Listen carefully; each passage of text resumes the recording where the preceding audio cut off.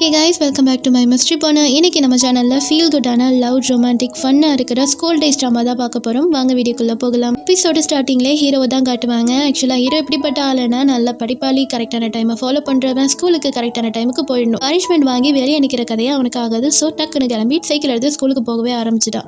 ஆனா நம்ம ஹீரோவுக்கு அப்படியே ஆப்போசிட் தான் ஹீரோயினி. இவங்க பேரு ஷாங்ஷி. அவங்க பாட்டி கீழே நட்டு கத்திட்டு இருக்காங்க. இன்னும் மாடி தூங்குற எருமை மாடி சீக்கிரம் எந்திரிச்சு தொலை அப்படின்னு சொல்லிட்டு நம்ம ஹீரோயினுமா பொறுமையா எந்திரிச்சு கிளம்பி கீழே வராங்க. ஆக்சுவலா அவங்க இப்பதான் புதுசா ஷிஃப்ட் ஆகி வந்திருக்காங்க. நம்ம ஹீரோயினுக்கு ஃபர்ஸ்ட் டே ஸ்கூலும் இன்னைக்கு தான் வேற. நம்ம ஹீரோயினுமா வெளியே வந்து கீழையும் பார்க்காம மேலையும் பார்க்காம பெறாக பார்த்துட்டு ஒரு காஃபியை வாங்கிட்டு பஸ் ஸ்டாண்ட் போவாங்க. தென் நம்ம ஹீரோ கரெக்டா பஸ் ஸ்டாண்ட்ல தான் நின்றுட்டு இருப்பான். அவனை பார்த்துமே நம்ம ஹீரோயினியா ஒருவேளை நம்ம படிக்கிற ஸ்கூல் தான் இவனும் மாட்டுக்கு நம்ம இன்ட்ரோ ஆயிக்கலாம்னு கிட்ட போவா.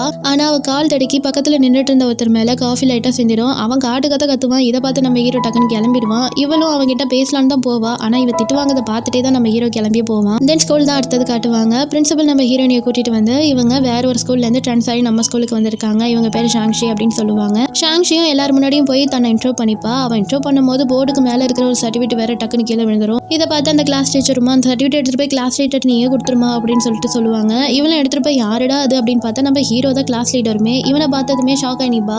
காலையில இவனை தானே நம்ம பஸ் ஸ்டாண்ட்ல பார்த்தோம், சரியான 7:30 படிச்சவனாச்சே அப்படின்னு சொல்லிட்டே பக்கத்துல போய் உட்காருவா. இவ உட்காந்த நேரமோ என்னமோ டக்குன்னு சேர் உடஞ்சும் கீழே விழுந்துருவா. இதை பார்த்து எல்லாருமே பயங்கரமா சிரிப்பாங்க. நம்ம ஹீரோவுக்கு அந்த சேர் உடஞ்சிருக்குன்னு தெரியும், ஆனாலுமே எதுவும் சொல்லாம உட்காந்துருப்பான். நம்ம ஹீரோயினுமா இதெல்லாம் நமக்கு என்ன புதுசா, எப்போதும் நடக்கிறதானே அப்படின்னு சொல்லிட்டு அவ திரும்பவும் உட்காந்துப்பா வேற சேர் எடுத்து போட்டு. தென் கிளாஸ் நடந்துட்டு இருக்கும் போது ஒரே ஒரு பொண்ணு மட்டும் ஸ்டோரி புக்கை பார்த்து படிச்சுட்டு இருப்பா. இதை பார்த்த பிரின்சிபலுமா உனக்கு கிளாஸ் பார்க்கறது முக்கியமா ஸ்டோரி புக்கு முக்கியமா அப்படின்னு சொல்லிட்டு ஸ்டோரி புக்கை பிடிக்கிட்டு போயிடுவாரு. தென் இன்ட்ரோல நம்ம ஹீரோ கிட்ட எப்படியாவது ஹீரோயினி பேசலாம் அப்படின்னு சொல்லிட்டு ட்ரை பண்ணுவான். ஆனா அவளை கொஞ்சம் கூட கண்டுக்காம அவன் போயிடுவான். அங்க தனியா இருக்கிறத பார்த்துட்டு ஒரு பையனுமா கிளாஸ் லீடர் எப்பயுமே இப்படிதான், நீ எதுவும் கண்டுக்காத, மற்றபடி அவன் ரொம்ப நல்ல பையன் அப்படின்னு சொல்லிட்டு போவான். தென் பிரின்சிபல் நம்ம ஹீரோயினியை கூப்பிட்டு விட்டுருப்பாரு. உன்னோட டீட்டெயில்ஸ் எல்லாத்தையும் இந்த கம்ப்யூட்டர்ல என்டர் பண்ணு அப்படின்னு சொல்லிட்டு அவர் போயிடுவாரு. மார்னிங் ஒரு பொண்ணுகிட்ட இந்த ஸ்டோரி புக்கை வாங்கிட்டு வந்து வச்சிருப்பாருல, அந்த புக்கை எடுக்கிறதுக்கு வரதான் வருவான். அதை மட்டும் எடுக்காம பக்கத்துல இருந்த ஒரு ரோபோ பொம்மையை வேற உடச்சு தள்ளிட்டு போயிடுவான். ஆக்சுவலா அந்த ரோபோ பொம்மையை நம்ம ஹீரோ தான் கஷ்டப்பட்டு பண்ணியிருப்பாரு. திரும்ப வந்து பிரின்சிபல் இதை பார்த்துட்டு நம்ம ஹீரோனியை தானே விட்டுட்டு போனோம், அவ தான் இதை உடச்சிட்டான்னு நினைச்சு அவளை கண்ணாபண்ணான்னு ஏசுவாரு. ஆனா நான் இதை பண்ணவே இல்லைன்னு சொல்லுவா. ஆனா அதை நம்ப மாட்டாரு அவரு. என் ஹீரோ கிட்டே வந்து நீ பண்ண அந்த ரோபோ பொம்மையை நான் உடைக்கவே இல்லை, நீ யாரையாவது பாத்தியா இங்க வந்ததை, யாரோ வந்தாங்க பட் நான் உடைக்கல அப்படின்னு சொல்லுவா. எனக்கு இதான் வேலையா பாரு, நான் யாரையுமே பார்க்கல அப்படின்னு சொல்லிட்டு அவனும் போயிடுவான். தென் ஈவினிங் கிளாஸ் முடிஞ்சதுக்கு அப்புறம் நம்ம ஹீரோயினி கிட்ட ஒரு பொண்ணு வந்து பேசுவா. ஹாய், என் பேர் இதுதான் அப்படின்னு சொல்லிட்டு. அவ யாருமே இல்லை, இந்த ஸ்டோரி புக் படிச்சு மாட்டுவாள் அவ தான். ஆக்சுவலா இன்னைக்கு கிளாஸை நான் தான் கிளீன் பண்ணணும்ப்பா, எனக்கு இன்னைக்கு ஒரு பேஸ்கெட் பால் மேட்சை பார்க்கணும், நீ எனக்காக பண்ணிடுறியான்னு கேட்கும்போது ஓகே நான் பண்றேன் அப்படின்னு சொல்லிடுவா ஹீரோயினி. தேங்க்யூ அப்படின்னு சொல்லிட்டு அவளும் கிளம்பிடுவா. நம்ம ஹீரோயினிமா எதுக்கு ஸ்கூலுக்கு வந்தோடனே தெரியாம கிளாஸ் ரூம் எல்லாம் கிளீன் பண்ணி முடிச்சதுக்கு அப்புறமா பிரின்சிபலுக்கு ஒரு மன்னிப்பு கடிதம் எழுதிட்டு இருப்பா. அங்கேருந்து வந்த ஹீரோவுமா என்னோட புக்கை நீ எதுக்கு யூஸ் பண்ற அப்படின்ட்டு அவன் கேட்கக்குள்ள தெரியாம உன் புக்கை எடுத்துட்டேன், சாரி இந்தாப்பா உன் நோட்டு அப்படின்னு சொல்லிட்டு கொடுப்பான். நம்ம ஹீரோவுமா வாயை வச்சுக்கிட்டு சும்மா இல்லாம காலையிலேருந்து நானும் உன்னை பார்த்துட்டு தான் இருக்கேன், நீ சரியான ஒரு ஸ்டூபிட் அப்படின்னு சொல்லிட்டு போயிடுவான். நம்ம ஹீரோயினுமா அவன் கையை டக்குன்னு பிடிச்சி இந்த ஒரு லெட்டர் எழுதுனதுக்காக என்ன ஸ்டூபிட் சொல்ற, இந்த லெட்டர்லாம் எனக்கு பெரிய ஒரு விஷயமே இல்லை அப்படின்னு சொல்லிட்டு அவன் எழுதின லெட்டர் டக்குன்னு கிழிச்சு போடுவா. இதெல்லாம் பார்த்த ஹீரோவா இவன் சரியான மென்டல் போல அப்படின்னு சொல்லிட்டு அவன் பாட்டுக்கு போயிடுவான். தென் நெக்ஸ்ட் டே அந்த கிளாஸ் ரூமை தான் காட்டுவாங்க. அங்க எல்லாரும் என்ன பேசுவாங்கன்னா அந்த ரோபோட் பொம்மையை லின்னுக்காக சேன் தான் உடைச்சான், ஆனா தேவையில்லாம பழி ஹீரோனி மேல விழுந்துருச்சுன்னு சொல்லி பேசிட்டு இருப்பாங்க. இதெல்லாம் கேட்ட ஹீரோவும் அப்போ ஹீரோனி மேல தப்பு இல்லையா அப்படின்னு சொல்லிட்டு அப்பதான் யோசிச்சுட்டு இருப்பான். லின்னும் சேனு கிட்ட போயிட்டு உன்னை நான் புக்கு மட்டும் தானே எடுத்துட்டு வர சொன்னேன், தேவையில்லாம எதுக்கு ரோபோட் பொம்மையை உடைச்சி அந்த பழி எதுக்கு ஹீரோனி மேல, நீ போய் அவகிட்ட சாரி கேளுன்னு சொல்லுவா. அவனும் போய் சாரி நான் மன்னிச்சுக்கோ அப்படின்னு சொல்லுவான். நம்ம ஹீரோயினுமா இட்ஸ் ஓகே அப்படின்னு சொல்லிடுவா. நம்ம ஹீரோயினுமா ஹீரோவை பார்த்துட்டு நான் ஃபர்ஸ்ட் டைம் உன்னை மீட் பண்ணும் போது ஒரு லூஸு ரூடான பையன் அப்படின்னு தான் நினைச்சேன், பட் பரவாயில்ல நீ ஒரு நல்ல பையனா தான் இருக்க அப்படின்னு சொல்லிட்டு ஹீரோ கிட்ட பேசலான்னு போவாங்க.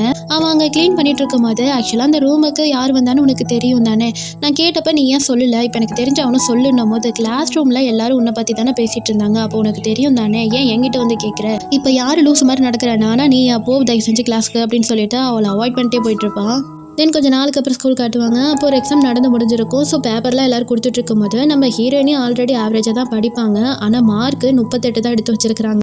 நான் இந்த அளவுக்குலாம் கம்மியாக எடுக்கவே மாட்டேனே அப்படின்னு சொல்லிட்டு அவங்க டீச்சர் கிட்ட போயிட்டு நான் இந்த அளவுக்கு மார்க்கு கம்மியாக எடுக்கிற ஆளே கிடையாது, என்னோட பேப்பரை நீங்கள் ரீகரெக்ஷன் பண்ணி கொடுங்க அப்படின்னும் போது நான் கரெக்டாக மார்க் தான் போட்டிருக்கேன், நீ தேவையில்லாத வேலை பார்க்காத போய் உட்காரு அப்படின்னு சொல்லி உட்கார வச்சிருவாங்க. தென் எப்போதும் போல நம்ம ஹீரோ தான் கிளாஸ் ஃபர்ஸ்ட்டும் வேற, எல்லாருமே கிளாப் பண்ணி அவனை பாராட்டுறாங்க.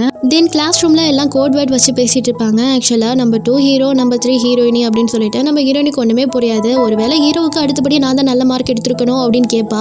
எல்லாருமே அதெல்லாம் இல்லை, நம்பர் 2 ஸ்டூபிட் வந்து ஹீரோ, நம்பர் 3 ஸ்டூபிட் நீ தான் அப்படின்னும் போது நம்ம ஹீரோயினுக்கு பயங்கரமாக கோவம் வந்துடும். தென் அந்த எக்ஸாம் பேப்பரை அப்போ தான் செக் பண்ணி பார்ப்பாங்க. ஆக்சுவலாக அது அவங்களோட பேப்பரே கிடையாது. அவங்க நல்லா எழுதின பேப்பரில் அவங்களோட ரோல் நம்பர் எழுதாமல் விட்டுருப்பாங்க. ஸோ யாரோ ஆள் மாறாட்டம் பண்ணி அதை அவங்க ரோல் நம்பர் எழுதி அதை மாற்றிக்கிட்டாங்க. இது எப்படியாவது கண்டுபிடிக்கணும் அப்படின்னு சொல்லிட்டு எல்லாரோட பேப்பர்ஸும் வாங்கி பார்ப்பாங்க. ஆனால் எதுவுமே இருக்காது. அதுக்கப்புறம் நம்ம ஹீரோயினி ரொம்பவே ஃபீல் பண்ணுவாங்க. ஹீரோ பக்கத்தில் உட்காந்துட்டு எனக்கு மட்டும் ஏன் தான் இவ்வளோ பிரச்சனை வந்து தொலைதுனே தெரில, யார் தான் என்னோட பேப்பர் எடுத்திருப்பாங்களோ, நான் நல்லபடியாக தானே எக்ஸாம் எழுதினேன் அப்படின்னு சொல்லிட்டு ரொம்பவே ஃபீல் பண்ணுவாங்க.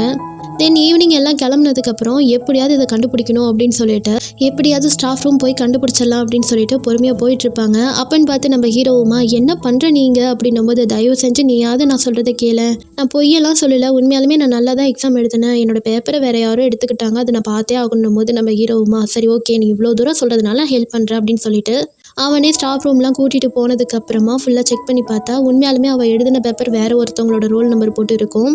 இவங்க எல்லாம் பார்த்துட்டு வெளில வந்ததுக்கப்புறமா அந்த ஸ்கூல் செக்யூரிட்டியாக யாரும் இங்கே இருக்காங்களே அப்படின்னு சொல்லிட்டு செக் பண்ணலான்னு வருவார். நம்ம ஹீரோ தான் கஷ்டப்பட்டு ஹீரோனியை வெளில கூட்டிகிட்டு போய் விடுவார். வீட்டுக்கு போன நம்ம ஹீரோவுக்கு ஷாங்ஷியோட தாட்டாவே இருக்கும், இவகிட்ட மட்டும் ஏன் நம்ம இப்படி பழகுறோம் அப்படின்னு சொல்லிட்டு அவன் ஒரு ஃப்ளாஷ்பேக்கை யோசிச்சுட்டு பார்ப்பான். சின்ன வயசில் நம்ம ஹீரோவுக்கு ஒரு க்ளோஸ் ஃப்ரெண்டு இருந்திருப்பா, அவளை பற்றி திங்க் பண்ணிட்டு இருப்பான். நெக்ஸ்ட் டே ஸ்கூலுக்கு போனதுக்கப்புறமா அந்த பொண்ணு கூப்பிட்டு ஆக்சுவலாக என்னோட பேப்பரில் எதுக்கு உன்னோட ரோல் நம்பர் போட்டு வச்சு நீ மார்க் வாங்கி வச்சிருக்கிற அப்படின்னும் போது எவ்வளோ கேட்டாலும் அந்த பொண்ணு நான் இல்லைன்னு சொல்லிட்டு போயிடுவா. சரி நம்ம கிளாஸ் டீச்சர்ட்டே கம்ப்ளைண்ட் பண்ணலாம்னு சொல்லிட்டு நம்ம ஹீரோயினி போக்குள்ள அந்த பொண்ணு கிளாஸ் டீச்சர்ட்ட நின்று பேசிகிட்டு இருப்பா. அந்த மிஸ் என்ன சொல்லுவாங்கன்னா இப்போல்லாம் நீ ஒழுங்காக படிக்கிறதே இல்லை, ஒழுங்காக மார்க் எடுக்கிறதில்ல, உங்கள் அப்பாவை நீ கூட்டிகிட்டு வரணும் அப்படின்னு சொல்லி பேசிகிட்டு இருக்கிறத பார்த்துட்டு நம்ம ஹீரோயினி ஒன்றுமே சொல்ல மாட்டா, அவள் பாட்டுக்கு போயிடுவா. தென் கிளாஸில் முடிஞ்சதுக்கப்புறமா அந்த பொண்ணே நம்ம ஹீரோனியை மீட் பண்ணி இந்த மாதிரி உன்னோட எக்ஸாம் பேப்பரில் நான் தான் இந்த மாதிரி பண்ணிட்டேன், சாரி என்னை மன்னிச்சுக்கோ, என்னோட சுச்சுவேஷன் இந்த மாதிரின்னு சொல்லி அவள் மன்னிப்பு கேட்கக்குள்ளே நம்ம ஹீரோயினியா எல்லாம் என் நேரம் சரி போ அப்படின்னு சொல்லிட்டு நான் யார்ட்டையும் சொல்ல மாட்டேன்னு விட்டுருவா. நம்ம ஹீரோவுமா ஹீரோனிக்கிட்ட போய் தொணன்னு பேசிகிட்டே போகிறான். நீ இவ்வளோ கஷ்டப்பட்டு ஸ்டாஃப் ரூமில் கண்டுபிடிச்ச விஷயத்த மிஸ்ஸுக்கிட்ட சொன்னியா இல்லையா அப்படின்ட்டு நம்ம ஹீரோயினுமா பரவாயில்ல விடு, நெக்ஸ்ட் எக்ஸாமில் நான் பார்த்துக்கிறேன் அப்படின்னும் போது என்னமோ பண்ணு அப்படின்னு சொல்லிட்டு அவனும் போயிடுவான். நெக்ஸ்ட் டே கிளாஸ் ரூமை தான் காட்டுவாங்க. அங்கே அவங்க மிஸ் என்ன சொல்லுவாங்கன்னா இப்போ பேரண்ட்ஸ் மீட்டிங் வர்றதுனால எல்லாருடைய அப்பா அம்மாவையும் நீங்கள் கண்டிப்பாக கூட்டிகிட்டு வரணும் அப்படின்னும் போது நம்ம ஷாங்ஷி மட்டும் மிஸ்ஸுக்கிட்ட போயிட்டு அப்பா அம்மா ஆக்சுவலாக வேற ஒரு ஊரில் இருந்து வேலை பார்க்குறாங்க, இங்கே நானும் என் பாட்டியும் மட்டும்தான் இருக்கும், அவங்களுக்கும் உடம்பு சரியில்லாதனால அவங்க வர முடியாது அப்படின்னுவா. அந்த மிஸ்ஸுமா நீ எடுத்து வச்சிருக்க 38 மார்க்குக்கு யாருமே வரலன்னா எப்படி, கண்டிப்பாக உங்கள் வீட்டிலேருந்து யாராவது வந்தே ஆகணும் அப்படின்னு சொல்லிட்டு போயிடுவாங்க.